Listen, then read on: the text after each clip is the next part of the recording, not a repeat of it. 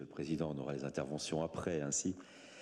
Chers collègues, Monsieur le Président, avant toute chose, je souhaite remercier notre collègue Rose-Marie Fall qui a sollicité la demande de création du groupe de travail ayant permis la production de ce rapport.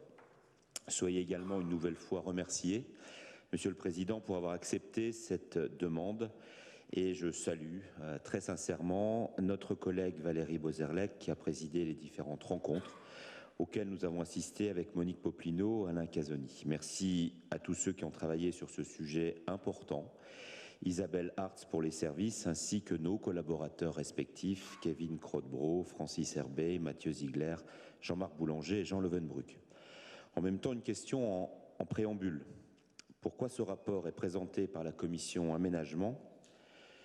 Je n'ai aucun doute sur la capacité de tous nos collègues à examiner cette question, mais tout comme le rapport Finance 28, lié à la politique transfrontalière et interrégionale, ce rapport co-développement aurait dû être abordé, me semble-t-il, par la commission Finances et Europe.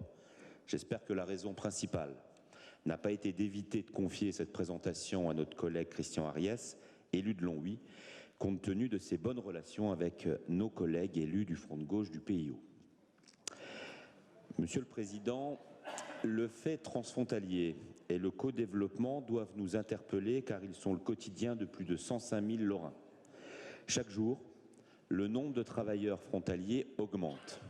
Ils sont plus de 4 000 rien qu'à Nancy, 48 000 Belges que nous ne devons pas non plus oublier. Beaucoup d'acteurs ont été entendus dans de nombreux domaines, collectivités, santé, agriculture, think tank. Tous partagent ce constat. Nous devons avancer vers la voie du co-développement. Je regrette toutefois que nous n'ayons pas sollicité le gouvernement luxembourgeois. C'est pourtant lui la cible de ce rapport.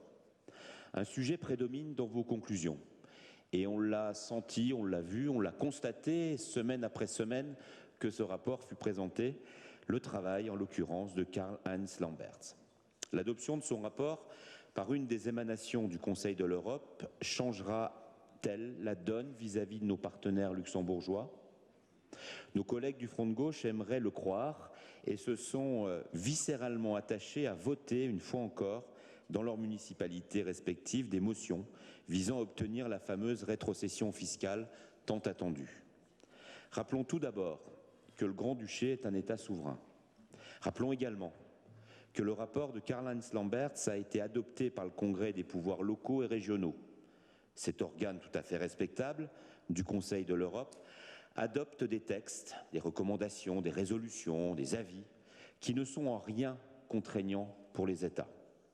Mettons-nous un instant à la place du gouvernement luxembourgeois. Quelle portée devrait-on donner à un texte non contraignant adopté par une assemblée dans laquelle siègent les maires de Kazan en Russie, celui de Karabukh en Turquie ou bien celui de Narimanov, district de Bakou en Azerbaïdjan. Tout comme le Premier ministre Xavier Bettel, nous nous contenterions sans doute poliment de prendre acte de ce désaccord. Ce qui doit nous guider, avant tout, ce sont les principes de réalité et d'efficacité. Je l'ai déjà dit, dénoncer la finance et réclamer un chèque est une voie sans issue. Combien de fois le Premier ministre Xavier Bettel devra-t-il opposer une fin de non-recevoir pour que certains de nos collègues le comprennent ? Non seulement cela braque inutilement nos voisins luxembourgeois, mais cela pénalise les travailleurs frontaliers. Nous perdons un temps précieux qui pourrait être employé à imaginer, à financer et à réaliser des investissements concrets et utiles qui nous font cruellement défaut aujourd'hui et qui seront d'autant plus indispensables demain. Xavier Bettel l'a redit en Allemagne, peu de temps après l'adoption du rapport Lamberts. Il ne fera pas de simples chèques. Pour autant, il est parfaitement conscient des situations transfrontalières. C'est pour cela que le Luxembourg finance tout projet win-win ou, pour assurer notre collègue Manuela Ribeiro, des projets gagnant-gagnant. J'invite toutes et tous à faire preuve de responsabilité en prenant le Premier ministre luxembourgeois au mot.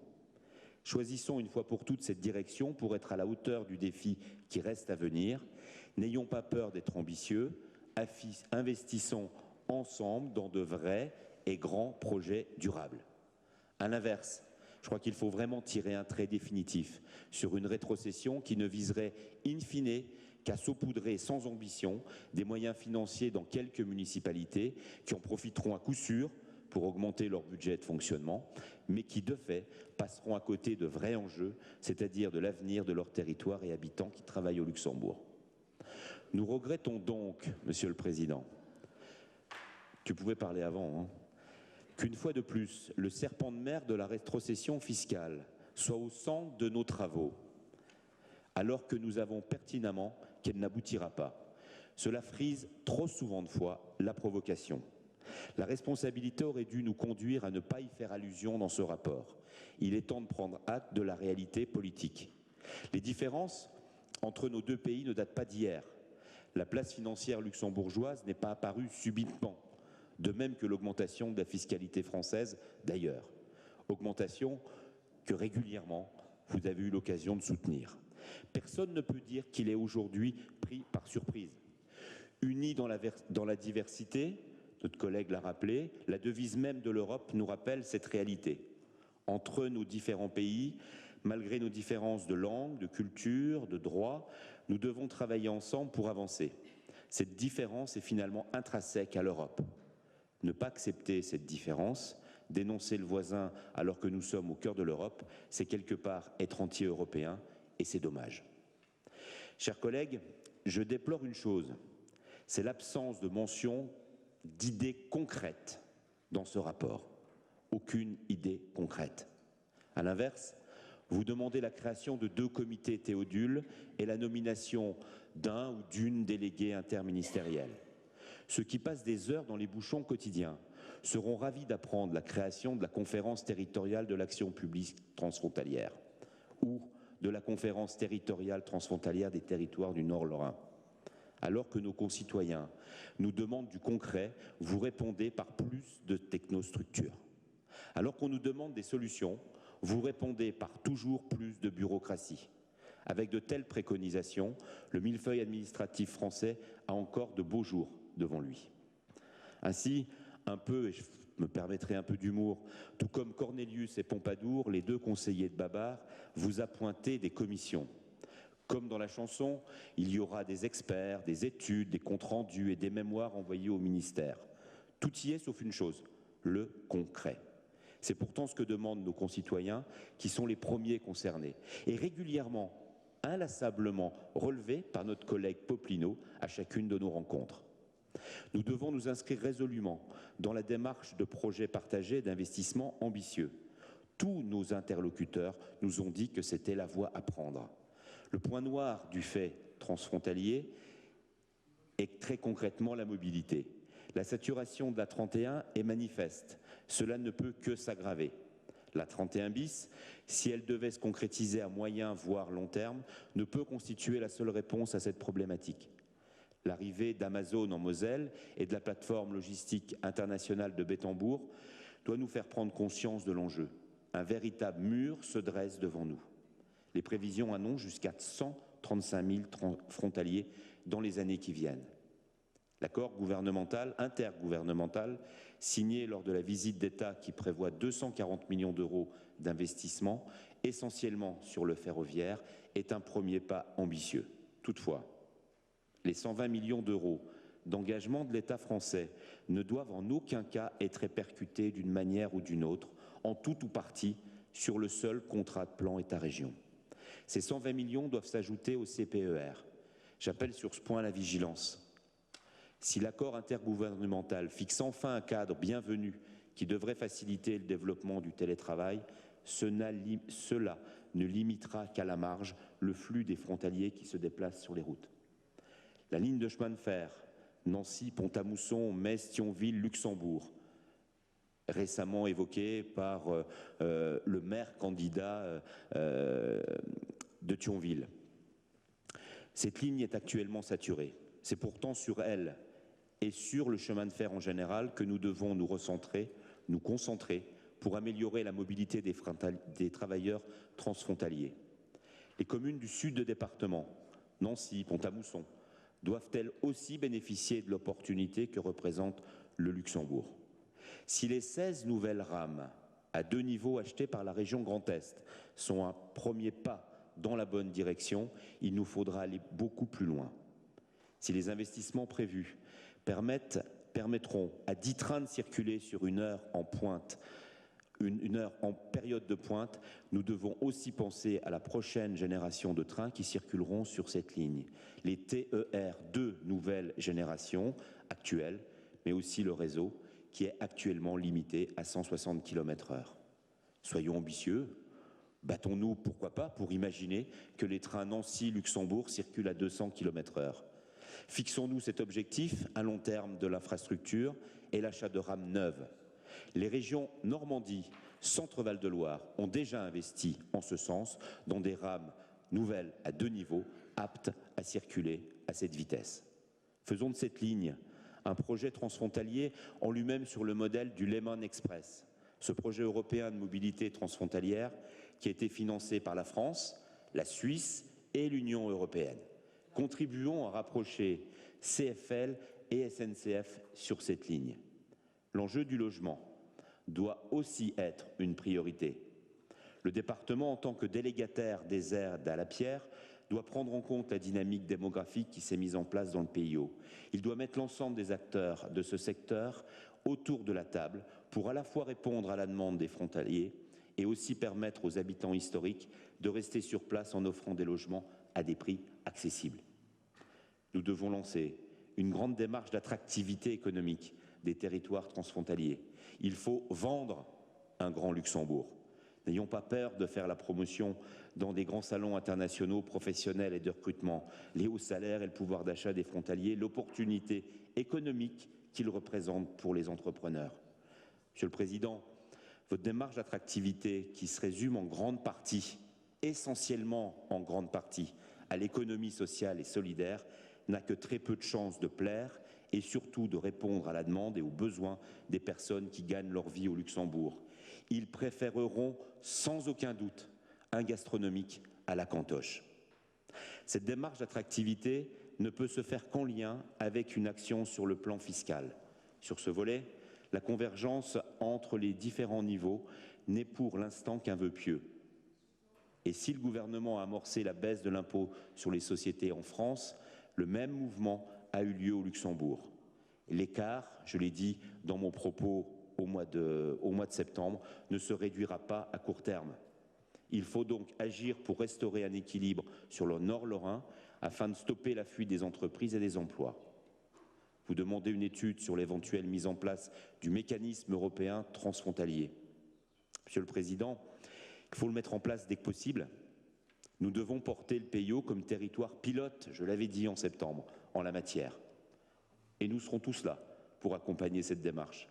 La politique familiale doit aussi être mise à l'agenda de notre vision transfrontalière. L'ensemble des modes de garde doivent être développés. Réseau d'assistantes maternelles et crèches publiques, associatives et, osons le gros mot, aussi des crèches privées. La Fondation IDEA propose d'étendre l'éligibilité du chèque service accueil aux communes frontalières. C'est une piste de réflexion qu'il nous faut aborder très sérieusement. Le ministère de la Famille luxembourgeois doit être sollicité rapidement sur la question. Ils y sont prêts. Cette démarche s'inscrirait parfaitement dans la logique gagnant-gagnant. Aujourd'hui, les crèches luxembourgeoises sont saturées, notamment par les enfants des travailleurs transfrontaliers. Permettre aux crèches frontalières de bénéficier du chèque accueil-service relâcherait la pression sur les crèches luxembourgeoises saturées et pourrait également bénéficier tant aux frontaliers qu'aux nombreux luxembourgeois installés sur ces communes. Des partenariats, enfin, vous voulez des exemples, vous voulez du concret, vous voulez une contribution effective et clairement lisible, je vous en offre. Des partenariats entre les universités de Lorraine et du Luxembourg doivent aussi être mis en place. Diplômes communs, échanges d'étudiants et de professeurs doivent permettre aux étudiants d'accéder plus facilement aux opportunités qui se présentent dans notre grande région.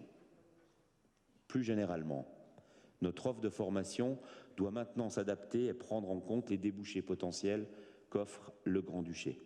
Ces emplois seront pourvus quoi qu'il arrive. À nous de faire en sorte que les Lorrains et les Meurthe-et-Mosellans en bénéficient. dans le domaine de la santé. Je veux saluer le soutien de nos voisins au projet Protonthérapie porté par le CHU et l'ICL. Cela démontre l'excellence de la médecine française. Concernant les urgences et les services de secours, nos frontières n'ont plus lieu d'être. Ambulances, sapeurs-pompiers doivent pouvoir intervenir sur nos communes, comme cela se fait déjà dans un partenariat avec la Belgique. C'est à l'acteur le plus proche d'intervenir. Tout comme chacun devrait pouvoir prendre rendez-vous avec un médecin, qu'il soit généraliste ou spécialiste, ou se rendre dans un service hospitalier indépendamment de sa nationalité, tout en étant accompagné par nos différents systèmes d'assurance maladie. Enfin, le sujet linguistique est primordial. Notre collègue Monique Poplino peut en témoigner. Nous vivons au cœur de l'Europe, alors que les jeunes luxembourgeois sont tous trilingues. Côté français, la maîtrise des langues étrangères n'est réservée qu'à une minorité. Quelle mouche a bien pu piquer certains de vos amis politiques pour qu'ils décident de supprimer les classes bilingues, heureusement rétablies aujourd'hui par le ministre Blanquer. Chaque collégien, chaque lycéen lorrain devrait pouvoir bénéficier, s'il le souhaite, de faire sa scolarité en classe bilingue. Mettons les moyens, collégialement, pour que cette belle ambition devienne une réalité dans les années qui viennent. Chers collègues, voilà les propositions que nous formulons clairement. Ce sont des objectifs ambitieux, certes, qui se font sens et qui répondent aux défis du fait transfrontalier et du co-développement.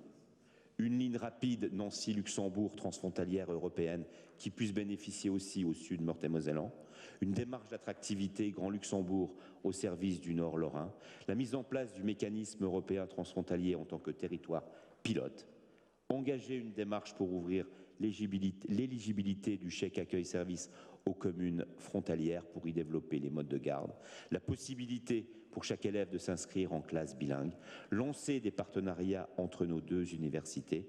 Vous aurez bien compris, mes chers collègues, que l'écart est tel existant entre ce que vous nous proposez et nos positionnements que nous ne voterons pas le présent rapport.